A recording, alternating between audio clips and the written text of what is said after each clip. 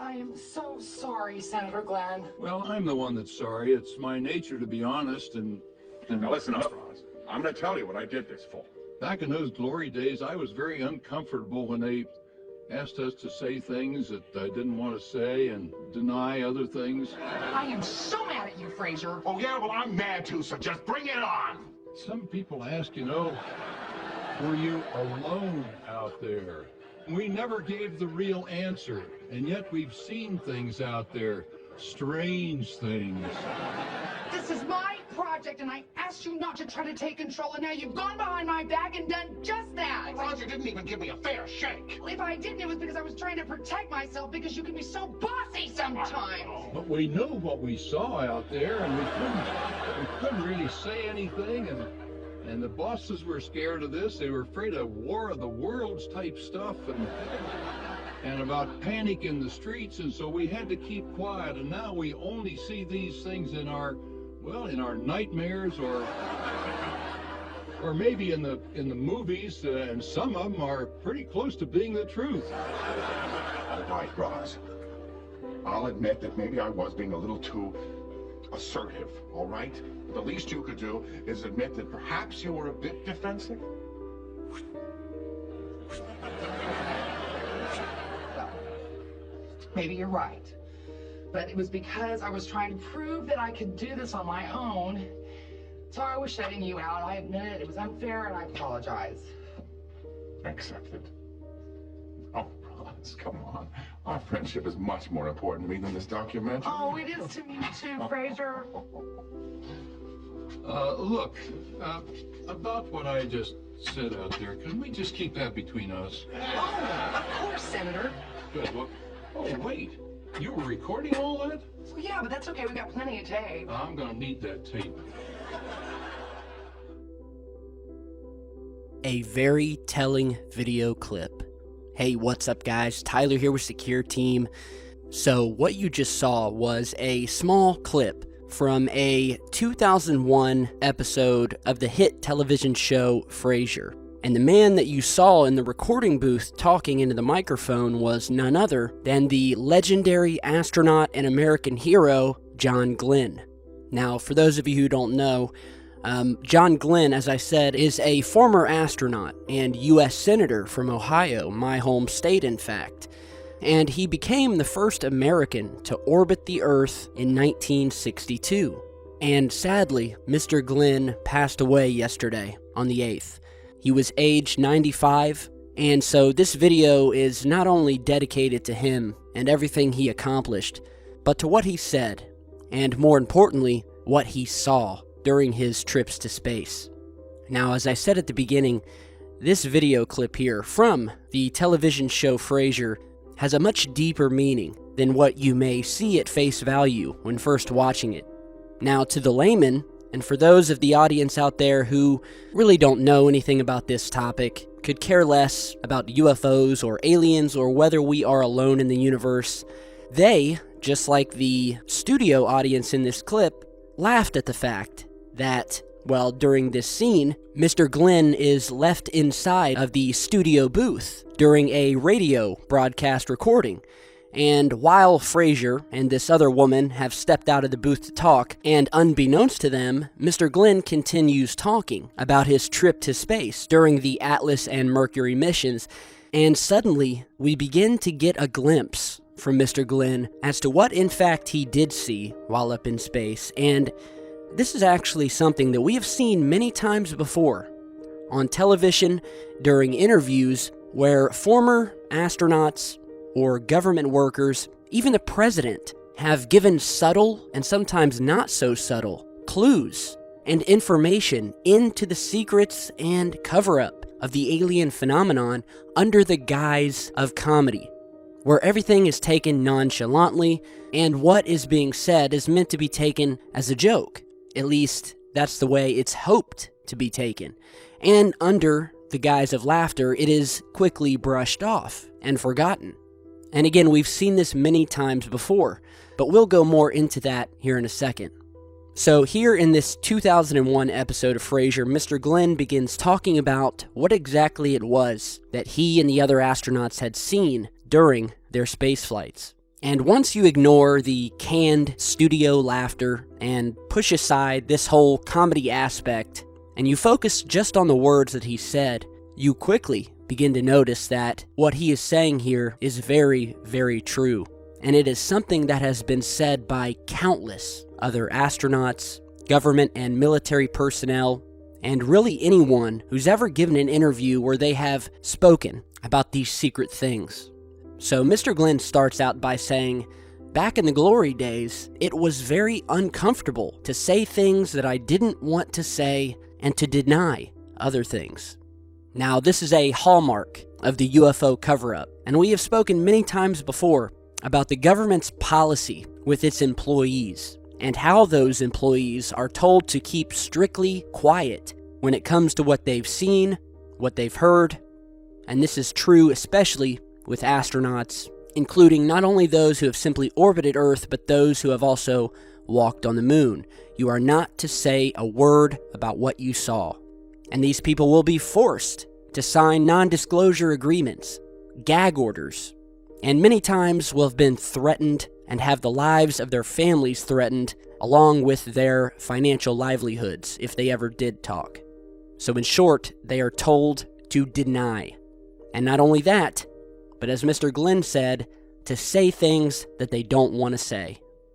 So then we see this man Fraser and this woman still talking, completely oblivious to the fact that Mr. Glenn is still speaking and the content of what he's saying, and Mr. Glenn continues with, quote, "People asked us a lot of questions. Were you alone out there? And we never gave the real answer. And yet we've seen things out there, strange things." So yet again, something we've heard many times before. A lot of strange things out in space.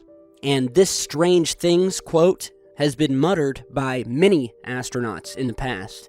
Mr. Glenn then continues, quote, "But we knew what we saw out there, but we couldn't really say anything.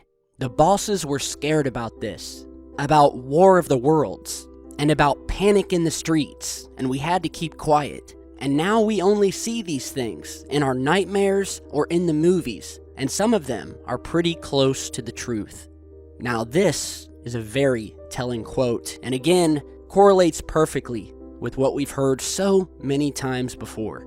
One of the main reasons that the public has always been kept in the dark is that the government believes that we are all children, and that we could not handle the truth, and so that there would be this War of the Worlds invasion type panic, where we would have widespread breakdown of society, religious panic, and the very breakdown of the fabric of religion, and really all-out pandemonium. Now, whether the government really believes that this would happen is another story, but the main reason that the government will not tell us is because the government believes they are above the people. It's not that they couldn't tell us, but it's simply that they won't. They have the power, and in their eyes, we as the public do not deserve to know what's out there. We are not part of the club, the insider group, the elite, the powerful, and so we are kept in the dark. But again, it's very telling. We knew what we saw out there, but we couldn't really say anything. The bosses were scared about this. We had to keep quiet. And now we only see these things in our nightmares or in the movies, and some of them are pretty close to the truth. Yet another thing we've talked about is Hollywood's push to instill fear in people with these alien invasion movies that come out every 5 minutes. These War of the World type films where people are dying, planets are being destroyed, aliens are invading us, and we are at war with them, ingraining in us these nightmarish images and indoctrinating us to fear outer space. Now, of course, there's a flip side to this coin here. Not only does Hollywood, or at least certain parts of Hollywood, want to instill this fear and give us only this sort of fearful, evil vision of aliens, but there's another side, where we've had a few instances in which we have had films that do contain small crumbs of truth, that they have been drip feeding us over the years. It's something else we've talked about many times. And just like in these films, who, under the guise of Hollywood fiction, provide us with these small truths, we also have these interviews, like the one you just saw, like the one that President Obama did on the Jimmy Kimmel Show, where Jimmy Kimmel asked President Obama about aliens, and of course Obama jokingly replied that disclosure would never come, and that the aliens would, quote, never let it happen. That they would not allow him to reveal their secrets, and that they exercise complete control over him and the government. Of course, he said this while laughing. The audience was laughing with him. You're seeing a still image from that interview here. But after this, he said, in all seriousness, I cannot reveal anything. And of course, since this clip of Obama came out, there have been thousands of people who have analyzed that clip, analyzed the mannerisms, the facial expressions, the telltale signs of lying, and have found that Obama did show signs that he was being truthful, although making it seem like he was joking. And of course, the moment that Mr. Obama tells the world that aliens are in strict control, we all just laugh it off, the audience laughs and chuckles, and the interview moves on to the type of mundane talk that interviews contain. And it's all brushed off to the side. So again, it all goes back to these crumbs of truth that are given to us in plain sight, but are done so very, very cleverly inside of these fictitious or comedic or sarcastic bubbles. And that is exactly what we have just seen in this Frasier clip featuring Mr. John Glenn. He is telling the truth about what he saw, which was then broadcast to millions of people who, of course, laughed, went to bed that night, and thought nothing more of it. And remember, at the very beginning of that clip, Mr. John gives us another little hint where he says that I've always been a very truthful man. And that couldn't be clearer in this television clip. Mr. Glenn, like so many other astronauts, have alluded to these strange things that they saw while out in space. We have featured photographs on the channel in the past from the Mercury mission, where some of these UFOs were captured, hovering above the Earth. You're seeing those images here of one such object. And we have two frames here where we see what looks like movement of this object as it approaches the space capsule window. Here's another very famous image, snapped by John Glenn, of this cigar-shaped object with a bright light next to it. What may be the sun could be something else. But we see here, this elongated object is very defined, and where we see what looks like a smaller craft or another unknown object underneath it or beside it. Here we have another Mercury mission photograph where we see this glowing white-colored UFO moving up above the Earth. And while we're on the subject of Mr. Glenn, many of you may have heard of this, especially if you study this topic, and which is what we're going to talk about lastly before we end today's video, and that is the mystery of John Glenn's, quote, fireflies. Now, if you don't know what I'm talking about, fireflies relates to the very same phrase that John Glenn used to describe what he saw during the first orbital spaceflight above Earth, where John Glenn, while up in space, describes these small, mysteriously illuminated particles that were surrounding his space capsule. John Glenn is quoted as saying, and I'm reading directly from the transcript, which I will link to below. He says, quote, I'll try to describe what I'm in here. I'm in a big mess of some very small particles that are brilliantly lit up like they are luminescent. I never saw anything like it. They're a little round, and they're coming by the capsule. They look like little stars, a whole shower of them coming by. They swirl around the capsule and go in front of the window, and they're all brilliantly lighted. They probably average maybe 7 or 8 feet apart, but I can see them all down below me also. They're going at the same speed I am approximately. They do have, however, a different motion from me because they swirl around the capsule and then depart back the way I am looking. So, the mystery of the Firefly incident has been hotly debated over the years in the UFO community, and to this day, we still do not have any answers. It was just another one of these, quote, strange things that Mr. Glenn had spoken about seeing so many times while up in space. So there you have it.